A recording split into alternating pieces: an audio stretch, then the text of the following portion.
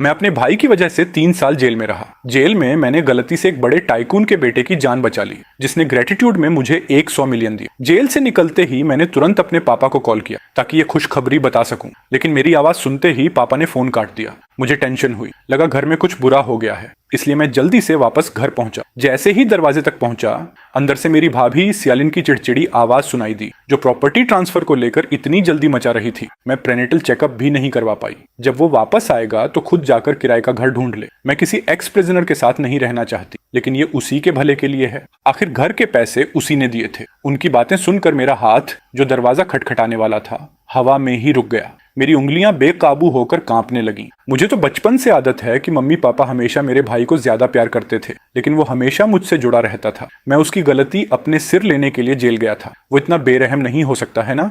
मैंने गहरी सांस ली और दरवाजा खटखटाया। अंदर की सारी आवाजें अचानक बंद हो गईं। मम्मी ने दरवाजा खोला और मुझे देखकर चौंक गईं। फिर नजरें चुराते हुए मेरे कंधे पर हाथ मारा। लिन, तुम इतनी जल्दी कैसे वापस आ गए? तुम्हारे पापा तो अभी कह रहे थे कि वो तुम्हें लेने जाएंगे। उनकी नकली फिक्र सुनकर मुझे बस अंदर से ठंड लग गई।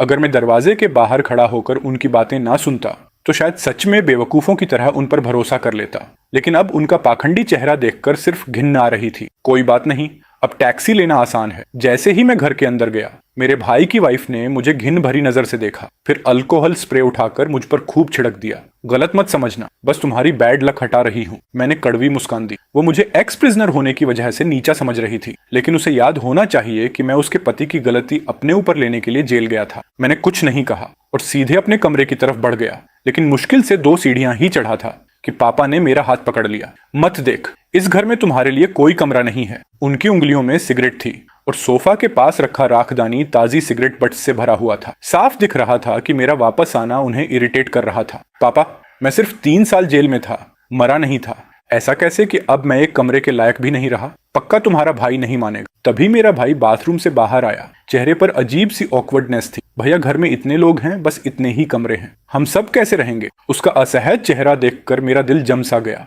मैं ठंडी हंसी हंसा। पहले तो हम सब इसी घर में रह लेते थे। मैं सिर्फ 3 साल जेल में रहा, अब अचानक जगह कैसे कम पड़ गई? किस हक से मुझे निकाल रहे हो? मत भूलो कि ये घर मैंने कैश देकर खरीदा था। ये सुनते ही उसने अचानक मुझे थप्पड़ मार दिया और उंगली दिखाते हुए बोला, क्या घर खरीद लिया तो खुद को बहुत बड़ा आदमी समझने लगा? तू घर वापस आया है या कर्ज वसूलने? क्या मैं तुझसे घर वापस मांग रहा हूँ?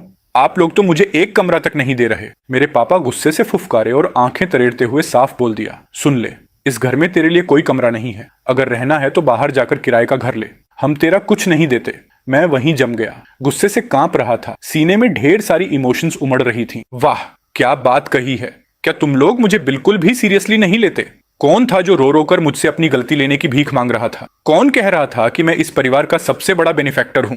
अब तो मैं सिर्फ वही वापस मांग रहा हूं जो मेरा है, मेरा अपना कमरा। क्या ये भी ज्यादा है? याद करो, उस वक्त मम्मी पापा रोते हुए मुझसे कह रहे थे कि मेरा भाई एक प्रेस्टिजियस यूनिवर्सिटी में पढ़ता है, उसका फ्यूचर बहुत ब्राइट है, एक एक्सीडेंट की वजह से उसकी जिंदगी बर्बाद नहीं होनी चाहिए। उन्होंने ये भी कहा था कि जब मैं जेल से बाहर आऊंगा, पूरा परिवार मुझे अच्छे से रिवॉर्ड देगा। मुझे किसी रिवॉर्ड की जरूरत नहीं थी, मुझे बस अपने माता पिता पर तरस आया और मैं अपने भाई से प्यार करता था। इसीलिए मैं उसकी जगह जेल गया ताकि उसे बचा सकूं। मैंने अपनी नौकरी खो दी, अपनी कार बेच दी, अपनी सारी सेविंग्स खत्म कर दी, लेकिन मैंने कभी नहीं सोचा था कि बदले में मुझे फैमिली लव नहीं बल्कि धोखा और पूरी तरह से टूट जाना मिलेगा। अब मैं सिर्फ अपना कमरा चाहता हूँ, लेकिन पूरा परिवार मिलकर मुझे घर से निकाल रहा है। आंसू चुपचाप गिर रहे थे, लेकिन मैंने दांत भींच लिया ताकि खुद पर कंट्रोल ना खो दूं। भैया, इन 3 सालों में जब तुम जेल में थे, हम लोगों ने भी बहुत मुश्किलें झेली हैं। अब तुम वापस घर में रहना चाहते हो। लोग हमारे बारे में क्या सोचेंगे? तुम हमारे बारे में क्यों नहीं सोच सकते? अचानक मैंने उसका हाथ झटक दिया और बर्फ जैसी ठंडी नजरों से उसकी तरफ उंगली उठाई। सेंटिन, मत भूलो कि जेल में तुम्हें जाना चाहिए था। जिसने परिवार की इज्जत मिट्टी में मिलाई वो तुम थे।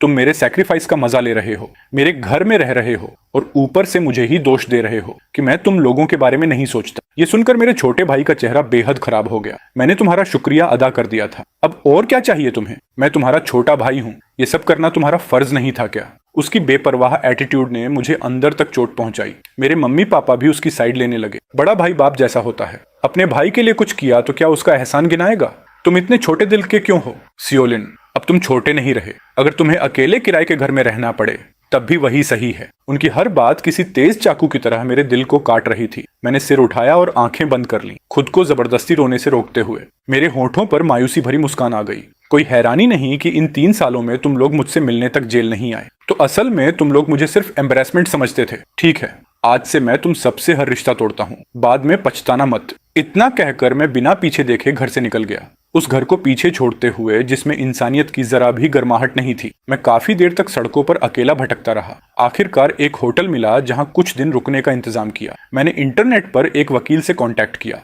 काफी मोटी फीस देकर। जो घर मैंने कैश में खरीदा था वो मेरे पेरेंट्स के नाम पर है, क्या मैं उसे वापस ले सकता हूँ? वकील ने कहा कि अगर मैं साबित कर दूं कि असली बायर मैं हूं, जैसे original payment receipts, property papers वगैरह दिखाकर, तो मैं घर वापस ले सकता हूँ। मुझे हमेशा डॉक्यूमेंट संभाल कर रखने की आदत रही है, इसलिए वो सब मेरे पास सुरक्षित था। घर वापस लेने के लिए मैंने उसी लॉयर को पूरा मामला संभालने के लिए हायर कर लिया। सब इंस्ट्रक्शंस देने के बाद मैं बिस्तर पर लेट गया। फोन में पड़े 9 डिजिट बैलेंस को देखते हुए मैं गहरी सोच में डूब गया। मैं चाहता हूं कि पूरा परिवार आज के फैसले पर पछताए। अगले दिन मैं सीधे विलास के सेल्स ऑफिस गया। प्रमोशन का फायदा उठाकर मैंने एक ही बार में पूरे 100 मिलियन उड़ा दिए और कैश देकर 10 फुली फर्निश्ड विलास खरीद ली। एक खुद के लिए रखी और बाकी 9 रेंट पर चढ़ा दी। सिर्फ उन 9 विलास के रेंट से ही मेरे पास हर महीने जरूरत से ज्यादा पैसा आने लगा। 1 महीने बाद मुझे पापा का फोन आया, क्या तुम पागल हो गए हो सैनल? हमारे खिलाफ लॉ सूट करने की हिम्मत कैसे हुई? सच में जेल काट कर आए हो, तभी इतने चालाक हो गए हो? फोन के उस पार से ही मुझे पापा का गुस्से से लाल चेहरा दिखता हुआ महसूस हो रहा था। मैं बस हल्का सा मुस्कुराया। मैंने ताने से कहा, क्या ये सब आपने ही नहीं सिखाया? मैं ये घर वापस चाहता हूँ, इसलिए नहीं कि मुझे इसकी जरूरत है, बल्कि इसीलिए क्योंकि मैं नहीं चाहता कि तुम जैसे एहसान फरामोश लोग उसमें रहो। मैंने उनकी गालियां इग्नोर की और इतना बोलकर फोन काट दिया। जैसे ही मैंने फोन नीचे रखा, दरवाजे पर नॉक की आवाज आई। मैंने दरवाजा खोला तो बाहर एक बेहद सेक्सी और खूबसूरत लड़की खड़ी थी। हेलो लैंडलॉर्ड, मैं विला नंबर 2 की टेनेंट हूँ। मेरा नाम सुबंगनुआन है। मुझे वो लड़की हल्का सा याद आई। वही पहली टेनेंट थी जिसने मेरी विला रेंट पर ली थी। डील बहुत स्मूथली हुई थी। उसने उसी वक्त कॉन्ट्रैक्ट साइन कर दिया था। मैंने शांत एक्सप्रेशन के साथ उसकी तरफ देखा। कुछ काम था? सुभान ने हल्के से अपने बाल पीछे किए। उसके गाल थोड़े लाल थे और आंखों में रिक्वेस्ट भरी हुई थी। आज रात मेरी हाउस वार्मिंग पार्टी है। मेरे क्लासमेट्स उस करोड़पति लैंडलॉर्ड से मिलना चाहते हैं जिसने एक साथ 10 विलास खरीद ली। क्या आप आकर मेरा सपोर्ट कर सकते हो? मैं थोड़ा चुप रह गया। ये देखकर सुबंग हुआन जल्दी से पास आई। उसने मेरी स्लीव का किनारा उंगलियों से हल्के से पकड़कर हिलाया और बहुत नरम आवाज में बोली, लैंडलॉर्ड भाई प्लीज, मैं हाथ जोड़ती हूँ। मैंने उन्हें बताया है कि हम बहुत क्लोज हैं। क्या आप मेरी मदद कर सकते हो? इतना कहकर उसने दोनों हाथ जोड़ लिए और सिर हल्का झुकाकर मेरी तरफ देखने लगी। मैं सॉफ्ट लोगों के सामने जल्दी पिघल जाता हूँ और उसकी इतनी रिक्वेस्ट के बाद मेरी बाकी हेजिटेशन भी गायब हो गई। आखिर मैंने सांस छोड़ते हुए मान लिया, ठीक है, मैं आज रात आ जाऊंगा। ये सुनते ही सुबंगन की आंखें चमक उठी और वो खुशी से उछलती हुई चली गई। रात 7 बजे मैं वादे के मुताबिक सुबंगवान के घर पहुंच गया। जैसे ही मैं अंदर जाने वाला था, पीछे से एक जानी पहचानी आवाज सुनाई दी, सैनलिन, तुम हमारा पीछा करते हुए यहाँ तक आ गए। मैंने आवाज की तरफ देखा। वो मेरा छोटा भाई सेनेटन और उसकी पत्नी सियालिन थे। मुझे देखते ही उसका चेहरा अचानक बदल गया। आंखों में घिन भरी हुई थी। स्वर्ण पास आई और कंफ्यूज्ड होकर मुझे और मेरे भाई को देखने लगी। तुम लोग एक दूसरे को जानते हो? बैंग, ये मेरे पति का एक्स प्रिजनर बड़ा भाई है। दिन भर कुछ नहीं करता, बस हमारी प्रॉपर्टी हड़पने की सोचता रहता है। उसकी बात खत्म होते ही सबकी नजरें मुझ पर टिक गईं। घिन, क्यूरियोसिटी और मजाक से भरी नजरें। एक भारी प्रेशर मेरे ऊपर आ गिरा। उसकी झूठी बातें सुनकर मैंने मुट्ठियां भींच लीं। दिल में ठंडी सिहरन दौड़ गई, जबकि मैं अपने भाई को ऐसे देख रहा था जैसे कोई जोकर देख रहा हूँ। पहली बात, मुझे तुम लोगों का पीछा करने में कोई इंटरेस्ट नहीं है। दूसरी बात, मैं कन्विक्ट इसलिए बना क्योंकि मैंने तुम्हारे पति की जगह जेल काटी। तीसरी बात, तुम मुझे एक्स प्रिजनर कहकर नीचा दिखाती हो, लेकिन मेरे घर से निकलने से मना करती हो। तो बताओ, बेशर्म कौन है? मेरी बातें इतनी शार्प थीं कि लोगों की नजरें मेरी भाभी पर और ज्यादा दिलचस्पी से टिक गईं। भीड़ की अलग अलग नजरों को महसूस करके मेरी भाभी ने भौहें सिकोड़ ली और शक भरे लहजे में बोली, सियालिन, बेकार की बातें मत करो। वो घर सेनेटेन का है, उसका तुमसे क्या लेना देना? वैसे भी लॉयर की नोटिस घर पहुंच चुकी है। उम्मीद है कोर्ट में भी तुम ऐसे ही जिद्दी बने रहोगे भाई।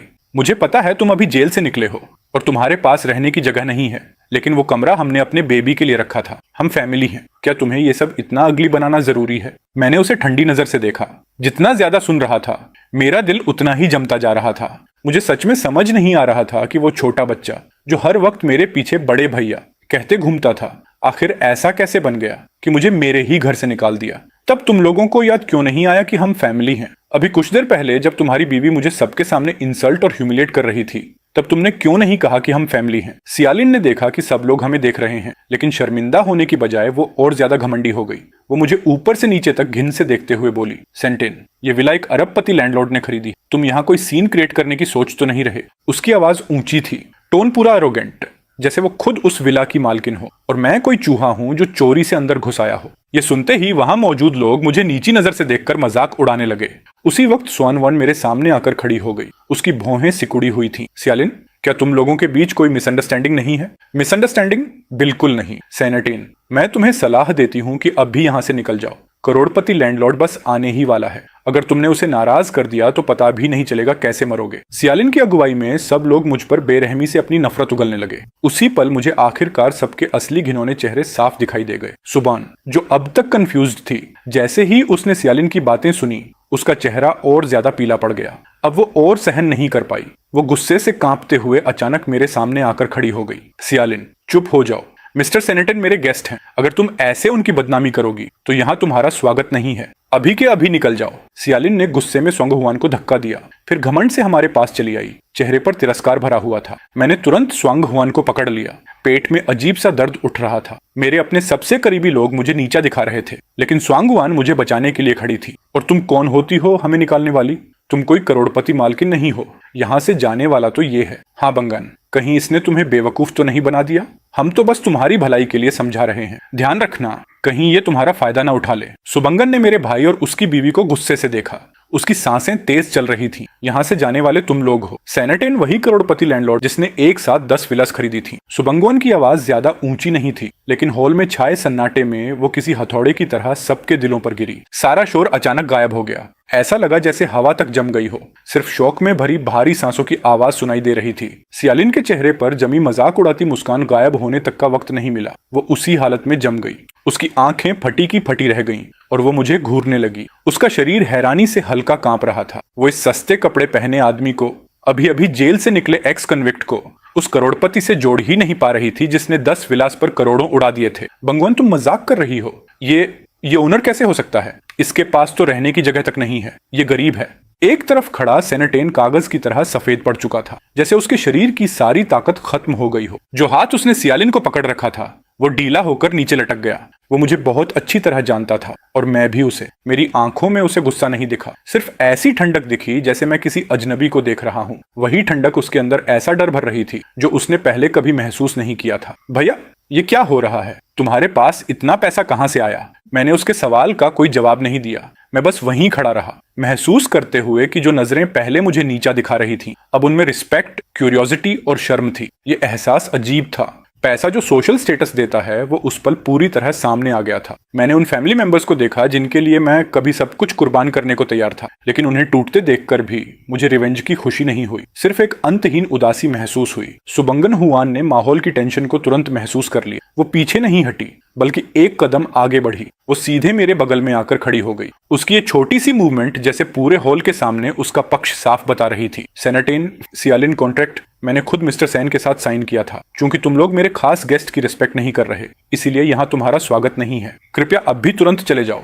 सिक्योरिटी आने का इंतजार मत करो। सियालिन ने मुंह खोला जैसे फिर कोई तमाशा करना चाहती हो, लेकिन जैसे ही उसकी नजर सुबंगुआन की ठंडी आंखों और आसपास लोगों की इल्जाम भरी नजरों से टकराई, उसका आखिरी घमंड भी टूट गया। उसने ऑकवर्ड तरीके से अपना ब्रांडेड बैग पकड़ लिया, वही बैग जो उसने मेरे लिए पैसों से खरीदा था, और अब वही सबसे बड़ा ताना बन गया था। सेनेटन ने सिर झुका लिया। उसने एक बार भी मेरी तरफ देखने की हिम्मत नहीं की। फिर वो टूटी हुई सियालिन को लेकर सबकी नजरों के बीच शर्मिंदा हालत में विला से बाहर निकल गया। लॉबी का ऑटोमेटिक डोर धीरे धीरे बंद हो गया, उन लालची आत्माओं को बाहर छोड़ते हुए। रात के अंधेरे में पार्टी की म्यूजिक फिर से बजने लगी, लेकिन अब सबकी नजरें मेरे लिए बदल चुकी थीं। मुझे पता था ये सिर्फ शुरुआत थी। जिस घर पर उन्होंने कब्जा किया था, जिस इज्जत को उन्होंने पैरों तले रौंदा था, मैं वो सब एक एक करके वापस लेने वाला था। वहीं दूसरी तरफ विला से निकाले जाने के बाद भी सियालिन और सेनेटन को अपनी गलती का एहसास नहीं हुआ, बल्कि वो एक पुराने किराए के अपार्टमेंट में छुपकर फोन की स्क्रीन देखते हुए दांत पीस रहे थे। सियालिन बार बार सुबंगवान के मोमेंट्स स्क्रॉल कर रही थी। जलन ने उसका चेहरा बिगाड़ दिया था।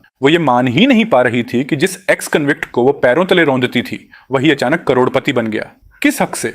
एक निकम्मा आदमी जो जेल में था, वो विला में रहने के लायक कैसे हो गया? पक्का उसका पैसा लीगल नहीं है, शायद जेल में कोई गंदा काम किया होगा। बीवी, उसने अब लॉयर भी हायर कर लिया है। हमारा घर शायद अब बच नहीं सकता। अगर वो बच नहीं सकता तो जो चीज मुझे नहीं मिल सकती उसका मजा वो भी चैन से नहीं ले पाएगी। उसे अपनी रेप्यूटेशन की कोई परवाह नहीं थी। मैं उसे पूरी तरह बर्बाद कर दूंगी, फिर देखती हूँ कि उसके पास विल्ला कॉलोनी में रहने की हिम्मत बचती है या नहीं। सियालिन तेजी से कीबोर्ड पर टाइपिंग कर रही थी। कुछ ही देर में एक ऐसा पोस्ट स्क्रीन पर उभर आया जो सच्चाई को तोड़ मरोड़ कर लोगों की भावनाएं भड़का रहा था। उसकी कहानी में मैं एक ऐसा शैतान बन चुका था जो जेल से निकलने के बाद पूरी इंसानियत खो चुका था। मैं न सिर्फ अपने बूढ़े माँ बाप का रिटायरमेंट हाउस छीनना चाहता था, बल्कि अपने छोटे भाई को वायलेंट तरीके से धमका भी रहा था। उस आर्टिकल का टाइटल था खो चुकी इंसानियत की तलाश, जेल से निकला क्रिमिनल भाई जिसने पूरे परिवार को तबाही के कगार पर पहुंचा दिया। वो आर्टिकल लोकल फोरम्स पर वायरल हो गया। सच्चाई से अनजान इंटरनेट यूजर्स मुझे गालियां देने लगे। उन कमेंट्स की जहरीली बातें पढ़कर रूह कांप जाए। मैं अपने बड़े से स्टडी रूम में बैठा था, लॉयर द्वारा भेजे गए प्रॉपर्टी डॉक्यूमेंट्स देख रहा था। तभी मेरा फोन पागलों की तरह वाइब्रेट करने लगा। अनगिनत अननोन नंबर से कॉल्स आ रही थीं। मैं जैसे ही उठाता सामने से सिर्फ गालियां और धमकियां सुनाई देती। मैंने फोन काट दिया और स्क्रीन पर लगातार आते प्राइवेट मैसेजेस को देखकर ठंडी मुस्कान दी। इस लेवल का साइबर बुलिंग जेल में जो झेला था उसके सामने कुछ भी नहीं था। तभी सुबह हाथ में टैबलेट लेकर अंदर आई। उसका चेहरा पिछली रात से भी ज्यादा पीला था। वो सीधे मेरे पास दौड़कर आई और टैबलेट की ट्रेंडिंग लिस्ट दिखाते हुए घबराई हुई आवाज में बोली, मिस्टर सेन जल्दी देखिए, सियालिन और बाकी लोग इंटरनेट पर लाइव स्ट्रीम कर रहे हैं, खुद को विक्टिम दिखा रहे हैं। अब सब लोग आपको गालियां दे रहे हैं। उन्होंने आपका एग्जैक्ट एड्रेस भी डाल दिया है। मैंने शांत आवाज में कहा। उम्मीद थी। इन ट्रिक्स के अलावा उनके पास बचा ही क्या है। स्क्रीन पर सियालिन कैमरा के सामने आंसू पोंछ रही थी, जबकि सेनेटिन सिर झुकाकर आहें भर रहा था, जैसे वो बेघर विक्टिम हो। लाइव चैट के कमेंट्स इतनी तेजी से आ रहे थे कि पढ़ना मुश्किल था। सब मुझे गालियां दे रहे थे। कुछ लोग तो लिख रहे थे, हम खुद जाकर उसे सबक सिखाएंगे। स्क्रीन पर सियालिन जोर जोर से रोते हुए बोल रही थी, क्या कोई मुझे समझ सकता है? हमने इस घर की 3 साल तक देखभाल की और जैसे ही वो वापस आया हमें निकाल दिया। हमारे बच्चे हैं, वो इतना क्रूअल कैसे हो सकता है? ये परिवार के नाम पर कलंक है। सुबान ने घबराकर मेरी तरफ देखा। मिस्टर सेन, आपको सच क्लियर करना होगा, नहीं तो आपकी रेपुटेशन पूरी तरह खत्म हो जाएगी। पड़ोसी भी आपको गलत समझ रहे हैं। सफाई देना कोई जल्दी नहीं है। उन्हें थोड़ी देर और उछलने दो। जितना ऊपर चढ़ेंगे गिरेंगे उतना ही जोर से। मैंने इंटरनेट के कमेंट्स को अपने मूड पर असर नहीं डालने दिया। उल्टा मैं बर्फ जैसी ठंडी शांति में था। मैंने अपने लॉयर का नंबर डायल किया। मेरी आवाज शांत थी लेकिन अथॉरिटी साफ झलक रही थी। लॉयर जान, इंटरनेट पर जितने भी प्रूफ्स हैं सब कलेक्ट हो गए, उन अकाउंट समेत जो जानबूझकर मेरी बदनामी कर रहे हैं। फोन के उस पार से जवाब आया, चिंता मत कीजिए मिस्टर सेन, सारे डिफेमेटरी रूमर्स और राइट्स वायलेशंस ऑफिशियली नोटराइज्ड हो चुके हैं। बस आपके एक ऑर्डर की देर है। उन्हें सिर्फ कॉम्पेंसेशन ही नहीं देना पड़ेगा, क्रिमिनल चार्जेस भी लग सकते हैं। लाइव स्ट्रीम में उनके हाइपोक्रिट चेहरे को देखते हुए मेरे दिल में फैमिली अफेक्शन की जो आखिरी उम्मीद बची थी वो भी पूरी तरह खत्म हो गई। क्योंकि उन्होंने ये रास्ता चुना था तो मैं भी उन्हें एक बड़ा गिफ्ट दूंगा। मैंने टैबलेट बंद किया, बड़े से विंडो के पास जाकर शांत लेक को देखने लगा। इंटरनेट पर चल रहा तूफान मेरे लिए बस उनकी बर्बादी की शुरुआत थी। ऑनलाइन कमेंट्स प्लेग की तरह फैलते जा रहे थे। यहाँ तक कि विलास कॉलोनी के नेबर्स भी अलर्ट हो गए थे। लोग छोटे छोटे ग्रुप्स में खड़े होकर मेरे घर की तरफ उंगलियां दिखा रहे थे। उनकी नजरों में शक और जांच थी। उसी वक्त सेनेटिन की अगुवाई में मेरे पेरेंट्स जोर जोर से चिल्लाते हुए मेरे दरवाजे पर आ पहुंचे। उनके हाथ में पुराना टूटा हुआ लाउडस्पीकर था और ऐसा लग रहा था जैसे यहीं परमानेंटली बैठने वाले हों। सेनेटिन, अभी बाहर निकल। एहसान फरामोश बेटे, इतने बड़े घर में रहता है और अपने बाप को किराए के घर में रहने देता है। क्या तेरे अंदर जरा भी कॉन्शियस नहीं बची? मेरी माँ जमीन पर बैठ गई, आंसू पोंछते हुए अपनी जांघ पर हाथ मारने लगी। आओ सब लोग देखो, मेरा बड़ा बेटा जेल से निकलने के बाद बदल गया। अब तो अपनी माँ को भी नहीं पहचानता, ऊपर से हम पर लॉ सूट भी कर रहा है। क्या दुनिया में ऐसा भी होता है? मैंने दरवाजा खोला और बाहर निकल आया। सीढ़ियों के नीचे चल रहे उस बेहुदा ड्रामा को शांत नजरों से देखने लगा। नेबर्स की फुसफुसाहट और तेज हो गई, लेकिन मेरे अंदर अजीब सी शांति थी। यहाँ तक कि एक तरह की राहत भी महसूस हो रही थी। पापा, मम्मी, मैंने आपको मौका दिया था। वो घर मैंने अपने पैसों से खरीदा था। मैंने कभी नहीं कहा कि आप वहां नहीं रह सकते। पहले मुझे निकालने की कोशिश आपने की थी। घर मेरे नाम पर है, वो मेरा है। अब जब तुम्हारे पास पैसा है तो हमारे लिए इससे बड़ा घर खरीदो और अपने भाई से माफी भी मांगो। मैंने उनके लालची चेहरे को देखा, फिर पीछे छुपे सेनेटिन की तरफ नजर घुमाई। वो अपने मोबाइल फोन से सारी रिकॉर्डिंग कर रहा था। साफ दिख रहा था कि वो इसे इंटरनेट पर डालकर और सिंपैथी लेना चाहता है। मैं हल्का सा मुस्कुराया। अच्छे से रिकॉर्ड करो, जितने ज्यादा प्रूफ्स होंगे जज उतनी जल्दी फैसला सुनाएगा। सेनेटिन का हाथ कांप रहा था। उसकी आंखों में एक पल के लिए गिल्ट की झलक आई, लेकिन अगले ही पल वो खुद को संभालकर फिर से राइचस बनने का नाटक करते हुए फोन कैमरा के सामने एक्टिंग करने लगा। मेरे पेरेंट्स थोड़ी देर तक हंगामा करते रहे। फिर सिक्योरिटी गार्ड्स ने उन्हें जबरदस्ती वहां से हटाया। हॉल फिर से शांत हो गया। मैं सोफा पर बैठा था, फोन में भरी एंडलेस गालियां देखता हुआ, साथ ही दिमाग में लॉयर की बताई डिटेल्स दोहरा रहा था। तभी सुबान दरवाजा नॉक करके अंदर आई। उसके हाथ में गर्मा गर्म नूडल्स का बोल था। उसकी आंखों में चिंता साफ दिख रही थी, जैसे उसे डर हो कि ये रूमर्स और बदनामी मुझे पूरी तरह तोड़ देंगे। भाई सेन, पहले कुछ खा लो। बाहर लोग जो बोल रहे हैं उसे सीरियसली मत लो। सच देर सबेर सामने आ ही जाएगा। थैंक्स बांगवान, मैं इतना फ्रेजाइल नहीं हूँ। जेल के साल इससे कहीं ज्यादा मुश्किल थे। मैंने आराम से नूडल्स खाना शुरू किया। सुबंगनवान सामने बैठकर मुझे चुपचाप देख रही थी। उसका बिना शर्त भरोसा इस बुराई से भरे वक्त में बहुत कीमती लग रहा था। लेकिन मुझे लगता है आपके पेरेंट्स इतनी आसानी से हार मानने वाले नहीं हैं। कल शायद फिर ट्रबल क्रिएट करेंगे। क्या आप सच में अभी प्रूफ्स पब्लिक नहीं करना चाहते? करने दो तमाशा। जितना ज्यादा शोर मचाएंगे उतना आसान होगा उन्हें लीगली प्रोवोकेशन और डेफेमेशन में फंसाना। मुझे काउंटर अटैक करने की जल्दी नहीं है। मैं बस सही मौका इंतजार कर रहा हूँ। ऐसा मौका जब सारी झूठी बातें धूप में पूरी तरह गायब हो जाएं। ऐसा मौका जब उन अटैकर्स के पास छिपने की जगह भी ना बचे। चांदनी खिड़की से अंदर आ रही थी, ठंडे लीगल डॉक्यूमेंट्स पर पढ़ती हुई। मैंने पेन उठाया और आखिरी पावर ऑफ अटॉर्नी पर अपना नाम साइन कर दिया। इस लंबी रात में मुझे गुस्सा नहीं महसूस हो रहा था, बल्कि पहले से कहीं ज्यादा क्लैरिटी महसूस हो रही थी। मुझे पता था जो जस्टिस मेरा है वो कदम दर कदम मेरे पास आ रहा है, और वो लालची लोग आखिरकार अपने किए की कीमत चुकाएंगे। ऑनलाइन इंसल्ट्स अब अपने पीक पर पहुंच चुके थे। सियालिन लाइव स्ट्रीम में बढ़ती ऑडियंस और लगातार आती डोनेशंस देखकर खुशी से फूली नहीं समा रही थी। उसकी नजरों में वो इंसल्ट्स नहीं थे, सीधा कैश था। सेनेटन उसके पास बैठा था। हालांकि उसकी आंखों में अभी भी थोड़ी बेचैनी बाकी थी, लेकिन पैसे और फेम के लालच में उसकी बची कुची कॉन्शियस भी खत्म हो चुकी थी। जान, देखो ना, सब लोग उस एक्स कन्विक्ट सेनेटन को गालियां दे रहे हैं। जब उसकी रेपुटेशन पूरी तरह बर्बाद हो जाएगी तब हम मीडिया पर प्रेशर डालेंगे। वो 10 विलास जल्दी या देर से हमारी ही होंगी। सेनेटन ने धीमी आवाज में कहा। बीवी, हमने उस पुराने प्रिजन एडमिशन नोटिस तक को ऑनलाइन डाल दिया। अगर उसने पलट कर ये बोल दिया कि मैंने उसकी जगह जेल काटी थी, तब क्या करेंगे? Counter attack? किस प्रूफ के दम पर? सारे सबूत तो बहुत पहले गायब हो चुके हैं। और फिर मम्मी पापा हमारे साइड हैं। कौन एक एक्स कॉन्विक्ट की बात मानेगा? उसी वक्त विला नंबर 2 के स्टडी रूम में मैं लाइव स्ट्रीम में सियालिन का टेढ़ा मेढ़ा चेहरा चुपचाप देख रहा था। स्वांगवन मेरे पीछे खड़ी थी। उसने टैबलेट को कसकर पकड़ रखा था। गुस्से में उसकी सांसें तेज चल रही थी। भाई सेन, ये लोग बहुत क्रूल हैं। इतने बड़े झूठ कैसे बना सकते हैं? क्या हम सच में अभी कुछ क्लैरिफाई नहीं करेंगे? रिलैक्स, उन्हें थोड़ी देर बादलों में उड़ने दो। जितना ऊपर जाएंगे गिरते वक्त उतना ज्यादा दर्द होगा। मैंने खिड़की के बाहर अंधेरे आसमान को देखा। मेरे दिल में कुछ महसूस नहीं हो रहा था। ये अंधा पागलपन बस तूफान आने से पहले की आखिरी चिंगारियां थीं। अगली सुबह सियालिन बिना जरा सी शर्म के अपने पेरेंट्स और सोशल मीडिया ब्लॉगर्स की टोली लेकर विल्ला के बाहर पहुंच गए। उन्होंने पूरे दिखावे के साथ शले के एंट्रेंस को ब्लॉक कर दिया। कैमराज और माइक्रोफोन्स हर तरफ लगा दिए गए, जैसे कोई भी ड्रामेटिक मोमेंट मिस ना हो जाए। मेरी माँ मेन गेट पर बैठ गईं। अपनी जांघों पर हाथ मारते हुए जोर जोर से रोने लगी। उनकी चीखती हुई आवाज ने आसपास के नेबर्स को भी रोक लिया। सब लोग फैसला करो, वो चिल्लाईं। मेरा बड़ा बेटा जेल से निकलकर जानवर बन गया है। वो अपने माँ बाप को घर से निकालना चाहता है, ऊपर से अपने छोटे भाई की प्रॉपर्टी भी छीनना चाहता है। हम बूढ़ों को कब्र में पहुंचाकर ही मानेगा। जर्नलिस्ट्स खून की गंध सूंघ चुके शार्क्स की तरह आगे घुस रहे थे।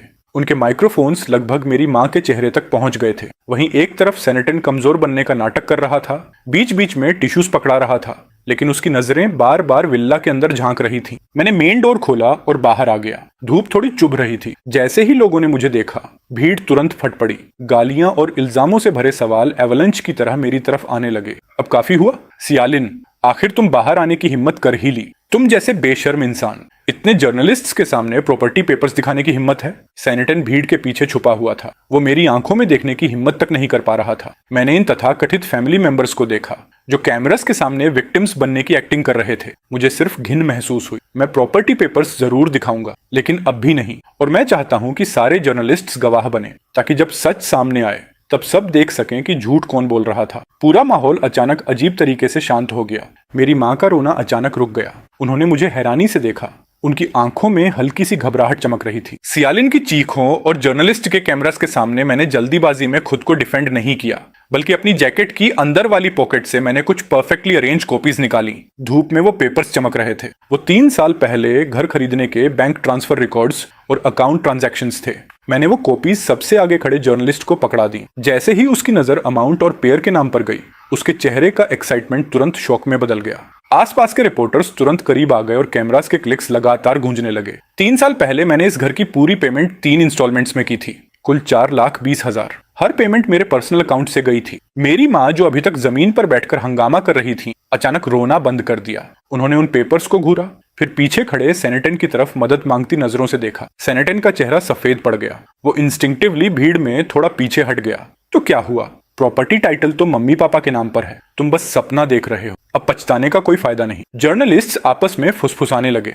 पब्लिक ओपिनियन का रुख धीरे धीरे बदलने लगा था। मैंने सियालिन के जबरदस्ती वाले एरोगेंस को देखा और मुझे बस हंसी आई। उसे लगता था कि लॉ सिर्फ टाइटल देखता है, लेकिन उसे ये नहीं पता था कि कंप्लीट एविडेंस चेन उसके सारे सपने तोड़ने के लिए काफी है। तो लॉयर जान, कृपया इस मैडम को समझाइए कि लीगल होल्डिंग बाय रिप्रेजेंटेशन और इलीगल ऑक्यूपेशन में क्या फर्क होता है। एक तरफ खड़े लॉयर जान ने अपना चश्मा ठीक किया, फाइल खोली और उनकी कोल्ड प्रोफेशनल प्रेजेंस ने पूरे शोरगुल वाले माहौल को तुरंत शांत कर दिया। बाहर गेट पर कॉन्फ्रंटेशन अभी भी चल रहा था, लेकिन मैं मुड़कर वापस लिविंग रूम में चला गया। सुबंगनुआन ने मुझे गर्म पानी का ग्लास दिया। उसके हाथ अभी भी हल्के कांप रहे थे। साफ था कि वो पहले वाले पागलपन से डर गई थी। भाई सेन, वो लोग अभी तक नहीं गए और सियालिन शायद फोन करके और लोगों को बुला रही है। मैंने अपना फोन निकाला और सेनेटन का भेजा प्राइवेट मैसेज खोला। गेट पर पड़े प्रेशर की वजह से वो भाई जो हमेशा औरतों के पीछे छुपता था, आखिरकार टूटने लगा था। वॉइस मैसेज में हल्की प्लीडिंग और गहरा डर साफ सुनाई दे रहा था। भैया प्लीज वो बैंक रिकॉर्ड्स वापस ले लो।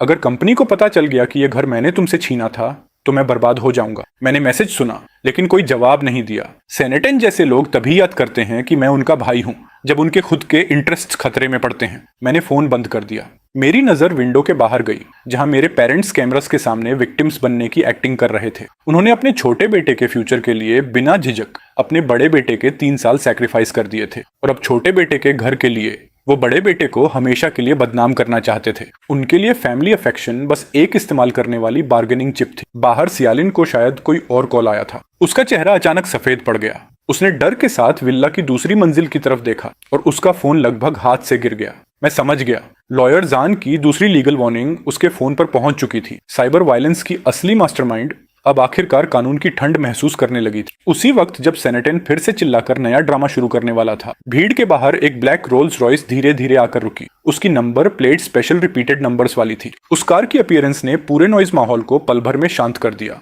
यहाँ तक कि सबसे अग्रेसिव ब्लॉगर्स ने भी बिना सोचे अपने स्टेबलाइजर्स नीचे कर दिए। कार का डोर खुला और एक इम्पोजिंग प्रेजेंस वाला जवान आदमी बाहर उतरा। उसने हाई एंड कस्टम सूट पहन रखा था। उसने आसपास की शॉक्ड नजरों को इग्नोर किया और सीधे मेरी तरफ चला आया, जहां मैं सीढ़ियों पर खड़ा था। सबके अविश्वासी नजरों के सामने उसने मुझे गले लगाया और बोला, भाई सेन, सुना जेल से निकलने के बाद तुम्हें कुछ ट्रबल हो रहे हैं, क्या तुम्हें मदद चाहिए? मैं हल्का मुस्कुराया। यंग मास्टर लिन, बस कुछ फैमिली मैटर्स हैं। लेकिन तुम्हें पता कैसे चला? ये जवान आदमी और कोई नहीं बल्कि सबसे अमीर लिन फैमिली का इकलौता बेटा था, लिन चेन। 3 साल पहले जेल में मैंने जिसकी जान बचाई थी वो यही था। उसकी मौजूदगी वहां मौजूद हर इंसान के चेहरे पर पड़े एक इनविजिबल स्लैप जैसी थी। लिन ग्रुप का यंग मास्टर? इम्पॉसिबल।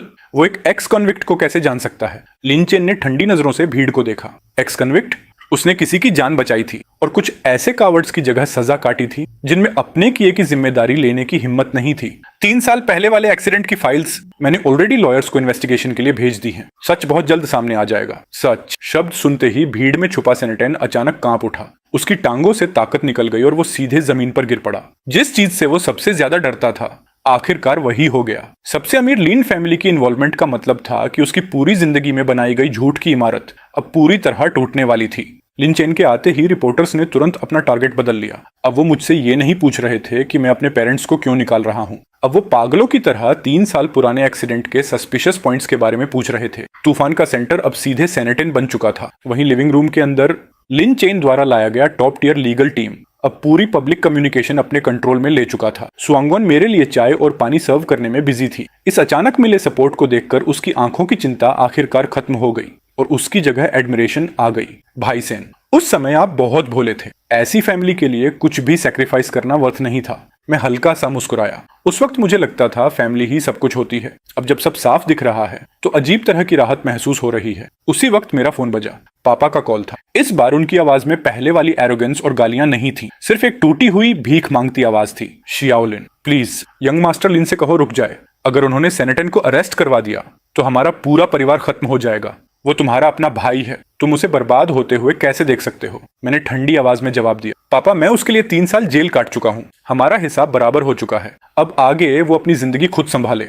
इतना कहकर मैंने फोन काट दिया और उनका नंबर सीधे ब्लॉक कर दिया। बाहर सेनेटन कई रिपोर्टर्स के बीच घिर चुका था। उसके पास भागने का कोई रास्ता नहीं था। जो चेहरा पहले सुपीरियरिटी से भरा रहता था अब पूरी तरह डेस्परेशन में डूबा था। मैं विंडो से वो केओस देख रहा था, लेकिन मेरे दिमाग में अगला कदम चल रहा था। उस घर को वापस लेना सिर्फ शुरुआत थी। मैं चाहता था कि उन्हें समझ आए, डिग्निटी और फैमिली अफेक्शन कोई ऐसी चिप्स नहीं है जिन्हें वो अपनी मर्जी से इस्तेमाल कर सकें। लिन चेन की इंटरवेंशन किसी डीप सी बॉम्ब की तरह थी, जिसने सेन फैमिली की आखिरी छत भी उड़ा दी। जब ये खबर आई कि इन्वेस्टिगेशन में कोऑपरेट करने के लिए पुलिस सेनेटन को ले गई है, तब मेरे पेरेंट्स, जो अभी तक इन्फ्लुएंसर बनकर अमीर होने का सपना देख रहे थे, पूरी तरह टूट गए।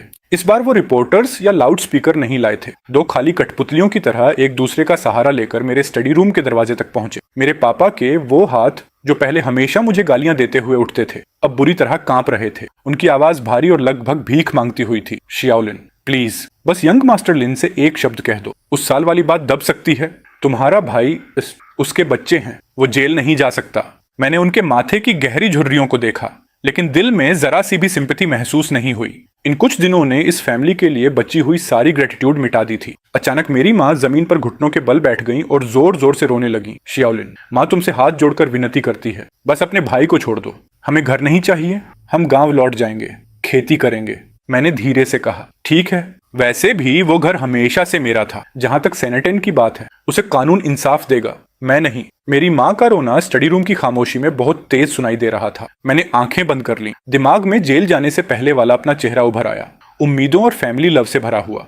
उस वक्त मुझे लगता था फैमिली को प्रोटेक्ट करना मेरा ड्यूटी है, लेकिन मुझे नहीं पता था कि वही जिद्दी प्यार 3 साल तक मेरी बेड़ियां बन जाएगा। सेनेटन के अरेस्ट होने के बाद सियालिन ने आखिरकार अपना हिपोक्रेट मास्क पूरी तरह उतार फेंका। उसे पता चल चुका था कि सब खत्म हो गया है, इसलिए उसने कोर्ट की फोर्स्ड एग्जीक्यूशन से पहले घर की हर कीमती चीज बेचकर ले जाने का प्लान बना लिया। सोफा फाड़ दिया गया, महंगे लैंप्स आधे खोल दिए गए, यहाँ तक कि दीवारों पर लगे डेकोरेटिव पेंटिंग्स भी उसने गुस्से में तोड़कर उतार दिए। वो किसी डरे हुए हंटिंग डॉग की तरह थी, जो अपना टेरिटरी खोने से पहले आखिरी मांस का टुकड़ा नोच लेना चाहता हो। मुझे फर्क नहीं पड़ता, ये सेकंड हैंड फर्नीचर जैसे भी बिके, बेच दो। और वो फ्रिज भी, शाम तक सब हट जाना चाहिए। जब वो पागलों की तरह सामान हटाने में लगी हुई थी, तभी लॉयर जान कोर्ट के कुछ यूनिफॉर्म पहने कर्मचारियों के साथ गेट पर पहुंचा। घर के अंदर फैले कचरे को देखकर लॉयर जान ने भौहें सिकोड़ ली। मिसेज एशिया, कोर्ट के सीजर ऑर्डर के मुताबिक इस प्रॉपर्टी की सारी फिक्स्ड फैसिलिटीज और एक्सेसरीज प्रोटेक्टेड हैं। आपकी हरकत इंटेंशनल प्रॉपर्टी डैमेज के अंडर आती है। सियालिन पागलों की तरह चीखती हुई सीजर्स लेकर उनकी तरफ झपटी। दफा हो जाओ यहाँ से, ये मेरे पति का घर है। उस एक्स प्रिजनर सेनगली को इसे लेने का कोई हक नहीं। मैं इसे तोड़ दूंगी, लेकिन उसे एक ईंट भी नहीं दूंगी। कोर्ट स्टाफ जल्दी से उसे पकड़ने दौड़े। सियालिन धूल से भरे फ्लोर पर गिर गई। जो सामान वो अभी तक नहीं ले जा पाई थी, उसे देखते हुए उसने दर्द भरी चीख निकाली। मैं पुराने घर के सामने पेड़ की छांव में खड़ा था। मैं देख रहा था कैसे वो सारी चीजें जो कभी मेरी जिंदगी का हिस्सा थी, एक एक करके सील की जा रही थी। ये वही घर था जो मैंने अपनी मेहनत से खरीदा था, जिसमें मैंने अपने फ्यूचर के सारे सपने डाले थे। लेकिन अब जब मैं उसे सियालिन के हाथों बर्बाद होते देख रहा था, तो दिल में पहली बार एक अजीब हल्कापन महसूस हो रहा था। कुछ चीजें अगर पूरी तरह टूटे नहीं, तो नई जिंदगी कभी सच में शुरू नहीं हो सकती। कोर्ट की सील्स अब हर जगह लग चुकी थी। प्रॉपर्टी डैमेज के सस्पेशन में सियालिन को इन्वेस्टिगेशन के लिए ले जाया गया। जो हॉलवे कभी शोर से भरा रहता था, अब कब्र जैसी खामोशी में डूब चुका था। सिर्फ मेरे बूढ़े पेरेंट्स बचे थे, जैसे उनकी आत्मा निकल चुकी हो। वो ठंडी सीढ़ियों पर टूटकर बैठे थे। मैंने उस सिक्योरिटी डोर को देखा, जिसे मैंने खुद चुनकर लगवाया था। उसकी पेंट अब उखड़ने लगी थी, बिल्कुल इस घर के कमजोर फैमिली टाइज की तरह। मेरे पापा ने सिर उठाया। उनकी धुंधली आंखों में अब पहले वाली अथॉरिटी नहीं थी, सिर्फ अंतहीन पछतावा बचा था। उनकी आवाज भारी थी और हल्का कांप रही थी। शियाओलिन, क्या तुम सच में हमें पूरी तरह खत्म कर दोगे? तुम्हारा भाई अंदर सफरिंग झेल रहा है और तुम यहाँ उसका घर छीन रहे हो? क्या तुम्हारी कॉन्शियंस को कुत्ते खा गए हैं? मैंने शांत नजरों से उन्हें देखा। पापा, कॉन्शियंस तो मैंने 3 साल पहले जेल में ही खो दी थी। मैं इस घर को रेनोवेट करवाऊंगा, लेकिन आज के बाद मैं आप लोगों को यहाँ कदम रखने नहीं दूंगा। ये सुनते ही मेरी माँ फिर से जांग पीटकर रोने वाली थी, लेकिन तभी एक नरम मगर मजबूत हाथ ने उन्हें रोक लिया। सुबंगवन पता नहीं कब हॉलवे के आखिर में आकर खड़ी हो गई थी। उसने प्रोफेशनल सूट पहना हुआ था और हाथ में कई लीगल डॉक्यूमेंट्स थे। उसने मेरे पेरेंट्स को पोलाइटली ग्रीट किया, लेकिन उसकी आवाज में कोई बहस की गुंजाइश नहीं थी। अंकल, आंटी, मैं मिस्टर सेन की पर्सनल असिस्टेंट हूँ। इस प्रॉपर्टी के आगे के हैंडलिंग का पूरा लीगल प्रोसेस कंप्लीट हो चुका है। अगर आप लोग आगे भी डिस्टर्बेंस क्रिएट करेंगे, तो मैं मिस्टर सेन की तरफ से पर्सनल रेस्ट्रेनिंग ऑर्डर फाइल करूंगी। मेरे पेरेंट्स उसकी प्रोफेशनल प्रेजेंस से पूरी तरह सकरस्तंड रह गए। घर में ड्रामा करना उनकी आदत थी, लेकिन कानून और रूल्स की लैंग्वेज बोलने वाले एजुकेटेड लोगों से वो डरते थे। मैंने उसे देखकर थोड़ा सरप्राइज होकर पूछा, तुम यहाँ कैसे? सुबंगवान हल्का मुस्कुराई। यंग मास्टर लिन ने कहा कि आपको ऐसे इंसान की जरूरत है जो लॉ समझता हो और डिटेल ओरिएंटेड हो।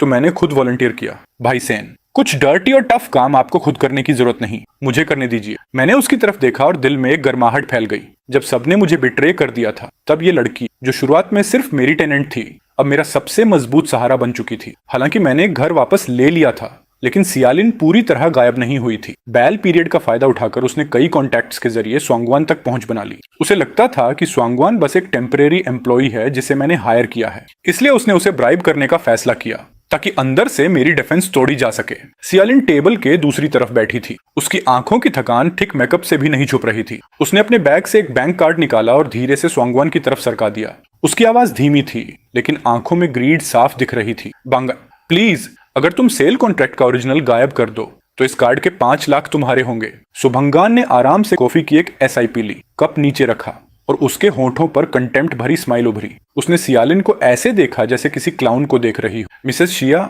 शायद आपको कुछ मिसअंडरस्टैंडिंग हुई है। मैं मिस्टर सेन की एम्प्लॉई नहीं हूँ, मैं उनकी बिजनेस पार्टनर हूँ और मुझे एविडेंस डिस्ट्रॉय करने के लिए ब्राइब करने की आपकी पूरी कोशिश रिकॉर्ड हो चुकी है। सियालिन का चेहरा तुरंत सफेद पड़ गया। वो झटके से खड़ी हो गई। तू हरामजादी, तूने मुझे धोखा देने की हिम्मत कैसे की? उसके डर्टी मनी के चक्कर में मत पड़, वो बस एक निकम्मा एक्स प्रिजनर है। मैं दरवाजे से अंदर आया और उसकी टूटी हुई हालत को देखा। वो कभी मेरी भाभी थी। मैंने तो उसके लिए कार और हाउस खरीदने तक का सोचा था, लेकिन उसने सबसे ग्रीडी और ईविल रास्ता चुना। मैंने उसे देखा, मेरी आंखों में सिर्फ डिसअपॉइंटमेंट थी। तुम्हारा आखिरी मौका भी तुमने अपने हाथों से बर्बाद कर दिया। लॉयर जान नीचे इंतजार कर रहे हैं। ब्राइबरी और एविडेंस टैंपरिंग के बारे में अब ये बातें जज को समझाना। सियालिन चेयर पर ढह गई।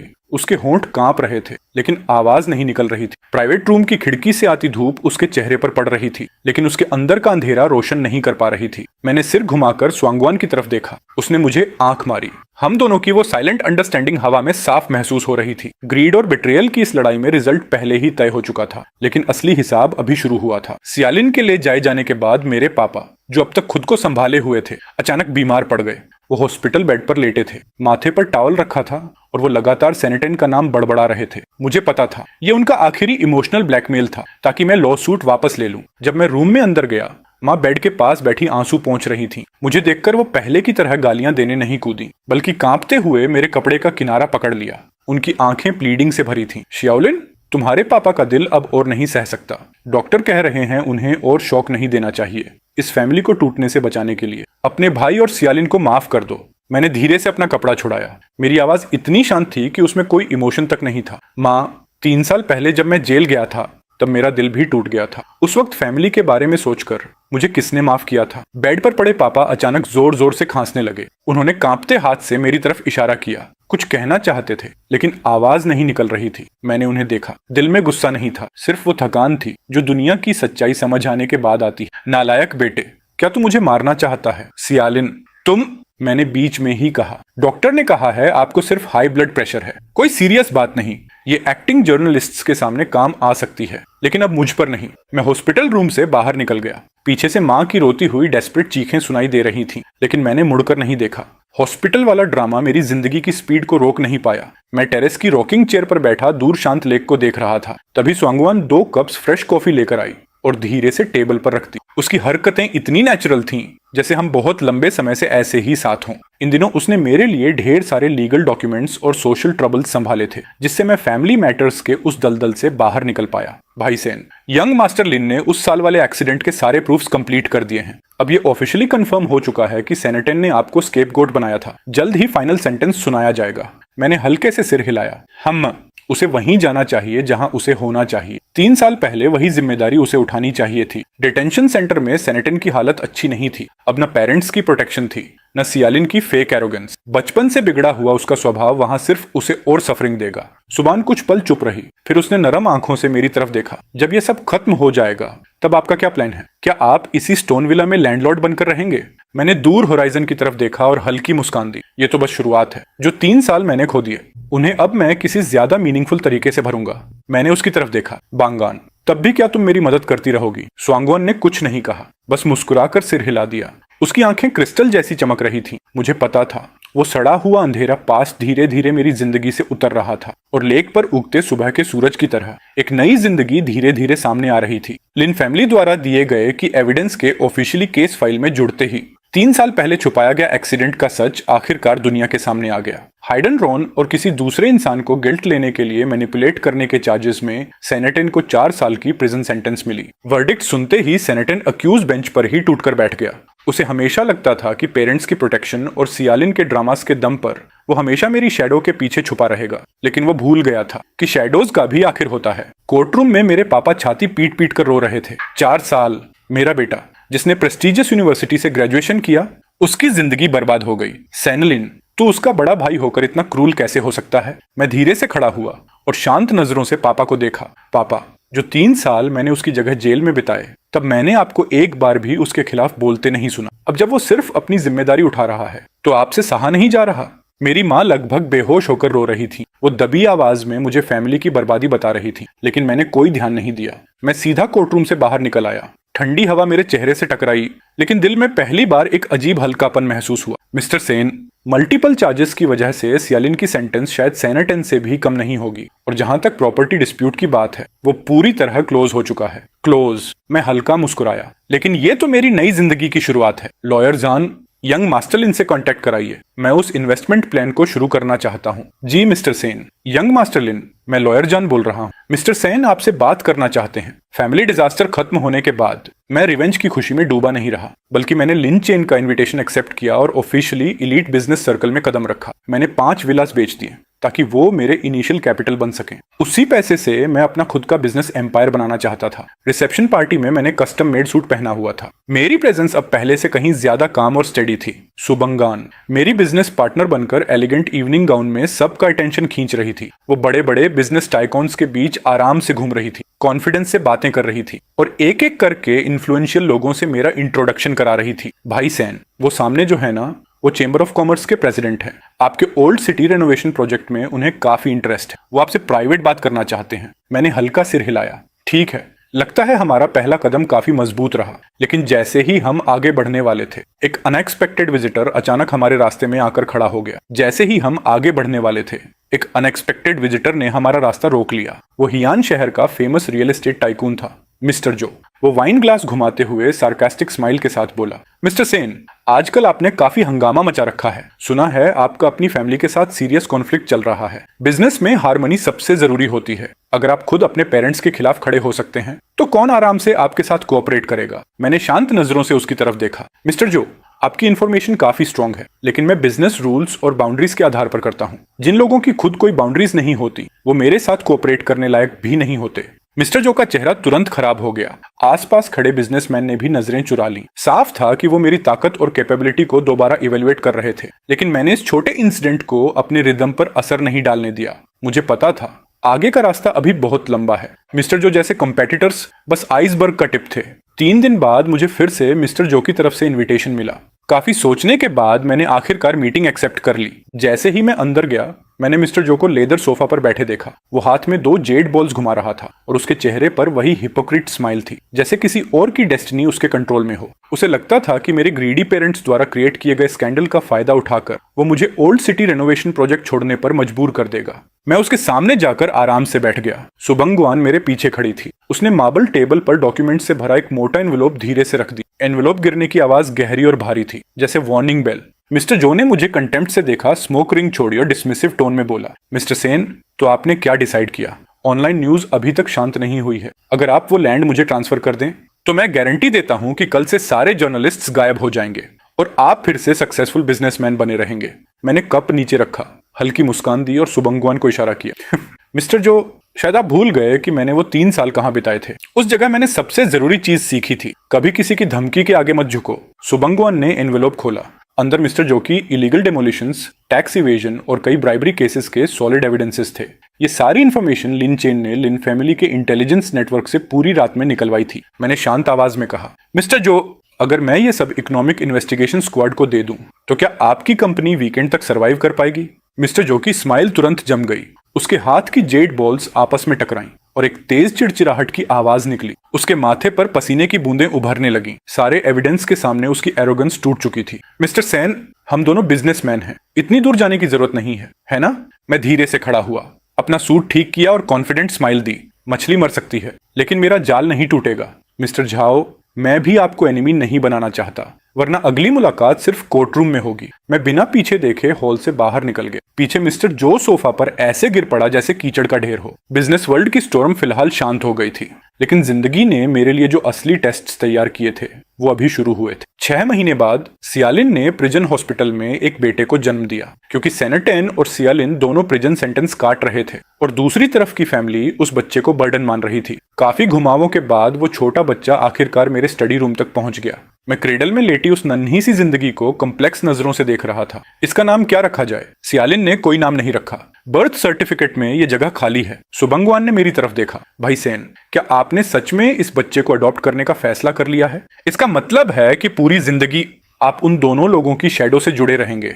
उसकी आंखों में चिंता थी। मैंने बच्चे की तरफ देखा। उसने अपनी छोटी सी उंगली बढ़ाकर सुबंगवान की फिंगर कसकर पकड़ ली। मैं धीरे से मुस्कुराया। उसके पास कोई चॉइस नहीं थी, लेकिन मेरे पास है। मैंने बच्चे को गोद में उठाया। इसका नाम होगा सेनेनियन, उस मर चुके फैमिली अफेक्शन की याद में, और खुद को ये याद दिलाने के लिए कि मैं दोबारा वही गलती कभी ना करूं। बाहर की क्रिटिसिज्म सहते हुए मैंने ऑफिशियली नियानर का एडॉप्शन प्रोसेस पूरा किया, ताकि उसे एक शांत और स्टेबल एनवायरनमेंट मिल सके। मैंने अपने बिजनेस एक्सपेंशन की स्पीड धीमी कर दी, और सुबंगान वान ने भी कई हाई पेइंग ऑफर्स ठुकरा दिए, इस घर की सबसे जेंटल गार्डियन बनकर। समय बहुत तेजी से गुजर गया। पलक झपकते ही 3 साल बीत गए। विला गार्डन के गिंको ट्रीज पहले पीले हुए, फिर दोबारा हरे। 3 साल की गर्मी सर्दी चुपचाप उंगलियों के बीच से फिसल गई। जो नियनर कभी डायपर पहनने वाला बेबी थी, अब एक छोटी बच्ची बन चुकी थी जो स्कूल बैग लेकर घूमती थी। वो अपनी छोटी छोटी टांगों से मेरे पीछे भागती और मुझे पापा कहकर बुलाती।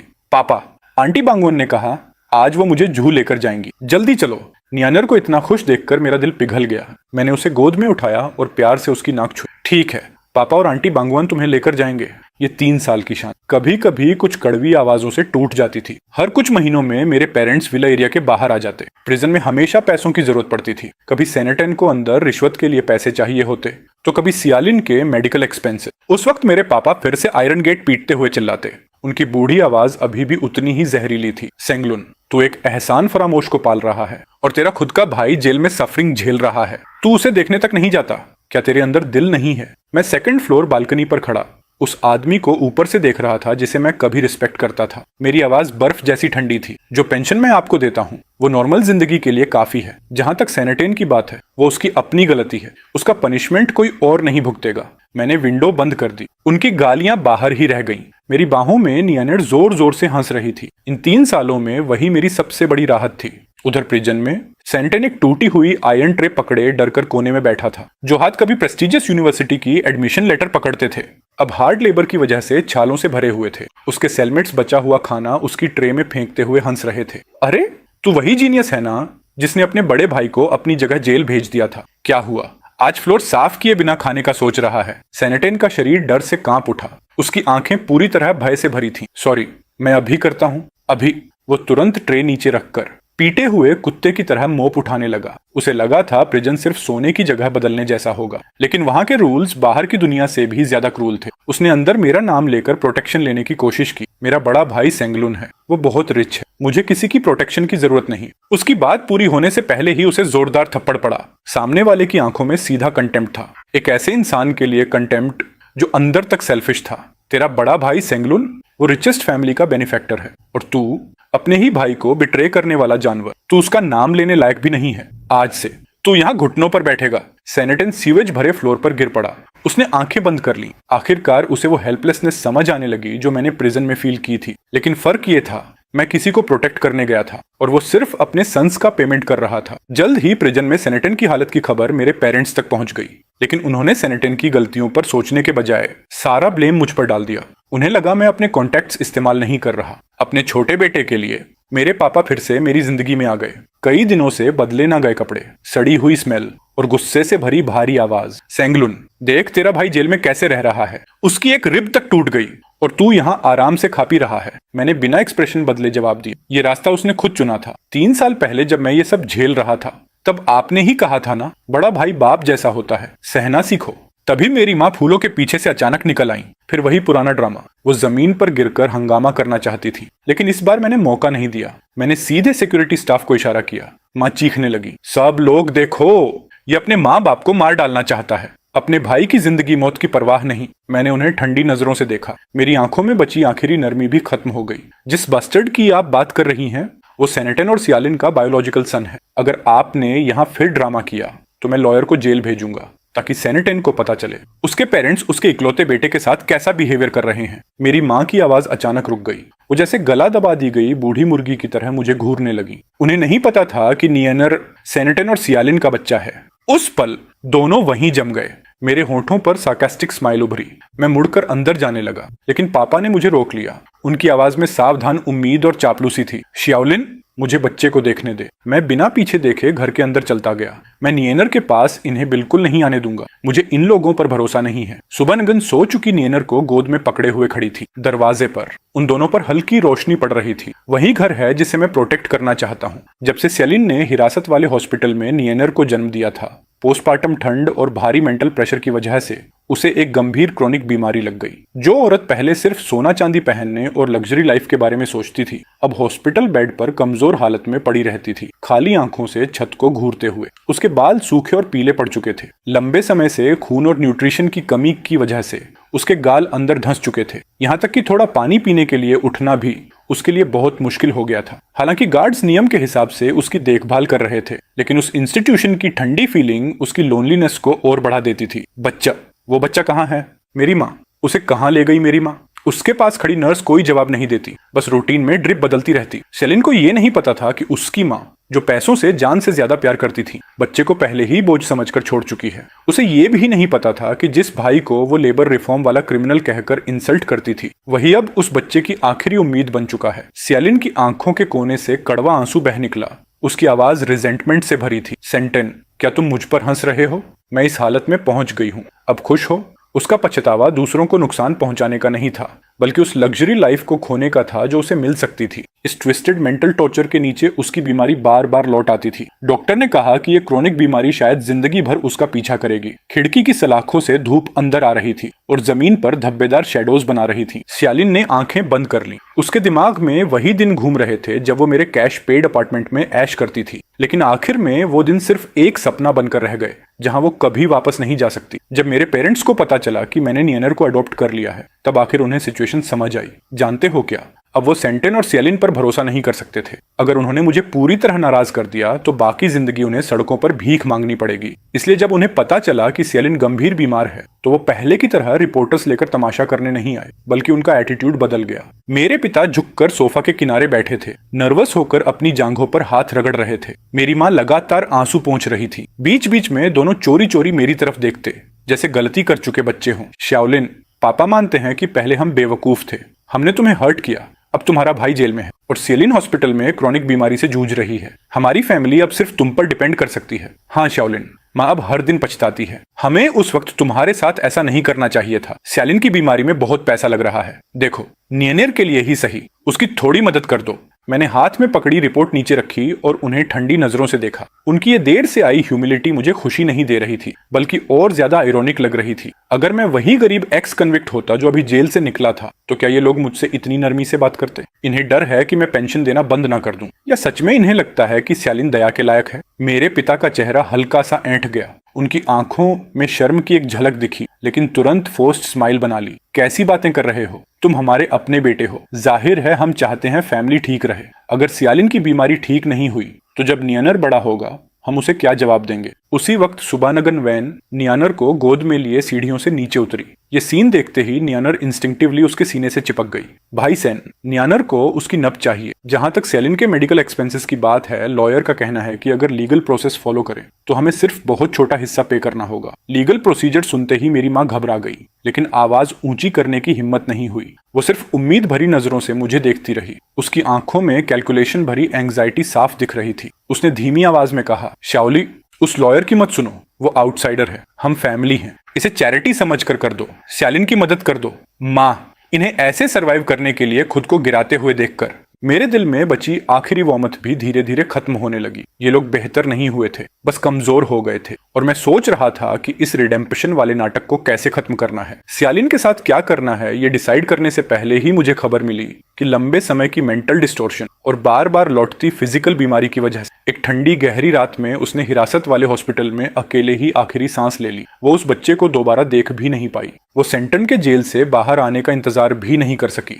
थोड़े समय बाद सेंटन भी अपनी सजा पूरी करके रिहा हो गया। 4 साल की जेल की जिंदगी ने उसका सेल्फ रिस्पेक्ट पूरी तरह तोड़ दिया था, लेकिन उसके अंदर की हिंसा को और बढ़ा दिया था। जब वो जेल के गेट से बाहर निकला, उसके सफेद बालों वाले माता पिता पहले से वहां इंतजार कर रहे थे। उन्होंने सेंटन के क्राइम्स पर रिफ्लेक्ट नहीं किया, बल्कि गांव की आखिरी प्रॉपर्टी तक बेच दी ताकि अपने प्यारे छोटे बेटे को सपोर्ट कर सकें। लेकिन सेंटिन अब वो नहीं रहा था जिसे वो जानते थे। वो टैलेंटेड और पोलाइट स्टूडेंट अब खत्म हो चुका था। सेंटन ने अपने पेरेंट्स द्वारा दी गई लगेज बैग को ठोकर मार दी। उसकी आंखों में बर्फ जैसी ठंडक थी। बस इतनी सी गरीबों वाली रकम लाए हो तुम लोग, इतने समय आराम की जिंदगी जीते रहे और मुझे रहने के लिए ये टूटी झोपड़ी दे रहे हो। शियाओटेन, पापा और माँ के पास कोई एबिलिटी नहीं है। सारा पैसा तुम्हारे और लिनलिन के ट्रीटमेंट में चला गया। पहले सेटल हो जाते हैं। कल पापा कंस्ट्रक्शन साइट पर काम ढूंढेंगे, माँ मेड का काम करेगी। हम जरूर तुम्हें सपोर्ट कर पाएंगे। सेंटन ने तिरस्कार से हंसी उड़ाई और अपने झुके हुए पेरेंट्स की तरफ देखा। उसकी आंखों में ग्रेटिट्यूड का नाम तक नहीं था, सिर्फ एंटाइटलमेंट बचा था। जेल में उसने कमजोरों को दबाना और ताकतवरों से डरना सीख लिया था, और अब दुनिया में सबसे कमजोर लोग उसके अपने पेरेंट्स थे। जल्दी करो और उस आदमी सेंगलिन का नाम मेरे सामने मत लेना। जब मैं ठीक हो जाऊंगा, देर सवेर उससे अपना हर हिसाब वसूल करूंगा। उसके पेरेंट्स एक दूसरे को देखने लगे और डरते डरते उसके पीछे चल दिए। उन्हें लगा था कि उन्हें फिर से सहारा मिल गया है, बिना ये जाने कि वो अपने घर में एक ऐसा अंधेरा ले आए हैं जो कभी भर नहीं सकता। जेल से बाहर आने के थोड़े समय बाद ही सेंटन को टर्मिनल बीमारी डायग्नोज हो गई। बीमारी की यातना ने उसे और ज्यादा पागल बना दिया। हर दिन बिस्तर पर पड़ा रहता और काम करके थके हुए लौटने वाले अपने पेरेंट्स को मारता पीटता रहता। जरा सी बात पसंद न आने पर गालियां देने लगता। मेरी जिंदगी इतनी बदतर क्यों है? क्या तुम लोग पैसे बचाने के लिए मुझे जहर देना चाहते हो? निकलो यहाँ से और पैसे कमाओ। मुझे मांस खाना है, मुझे शराब पीनी है। शाओतन, अजमा ने 12 घंटे काम किया है। सच में हमारे पास पैसे नहीं है। और तुम्हारे भाई का नाम मत लो, उसने तो हम सबको ब्लॉक कर दिया है। यही किस्मत है, वही किस्मत जो हमने खुद चुनी थी। वो जिंदगी वहां की नरक जैसी जिंदगी से बिल्कुल अलग थी। मेरी जिंदगी अब ऐसी खुशी में कदम रख रही थी जो मैंने पहले कभी नहीं देखी थी। सारी प्रॉपर्टीज वापस लेने के बाद मैंने बिजनेस प्रोफेशनल टीम को संभालने के लिए दे दिया। मैंने अपनी एनर्जी फैमिली पर लगानी शुरू कर दी और एक खूबसूरत धूप भरे दिन मैंने अपनी बंगवन से शादी भी कर ली। उसी दिन नियर दौड़ता हुआ आया, हाथ में परफेक्ट स्कोर वाला एग्जाम लिए। माँ बंगवन, पापा, माँ बंगन, देखो मैं फर्स्ट आया हूँ। बंगवन ने प्यार से नीर के माथे का पसीना पोंछा और उम्मीद भरी नजरों से मेरी तरफ देखा। भाई सेन, कल हम नीर को बीच वेकेशन पर ले चलते हैं। उसे भी थोड़ा रिलैक्स करने की जरूरत है। मैंने रिपोर्ट कार्ड लिया और नीर को गोद में उठा लिया। मेरी आंखों में खुशी और प्यार भरा था। ठीक है, जैसा तुम कहो। जब तक फैमिली साथ है, कोई भी जगह अच्छी है। कभी कभी मुझे उस फैमिली की खबर लॉयर के जरिए मिल जाती थी। सुना था कि सेंटन वहां दर्द से चीखता रहता है। सुना था उसके पेरेंट्स जेल में पछता रहे हैं। लेकिन अब मुझे कोई फर्क नहीं पड़ता था। विला के लॉन पर धूप फैली हुई थी। नियर की हंसी साफ और खुशियों से भरी थी। मैंने बंगवन का हाथ पकड़ा, उसकी हथेली की गर्माहट महसूस करते हुए। जो इंसान अंधेरे से गुजर चुका होता है, वही सामने की रोशनी की असली कीमत समझता है। ये जिंदगी अब भी लंबी है और हमारी खुशी तो अभी बस शुरू हुई है।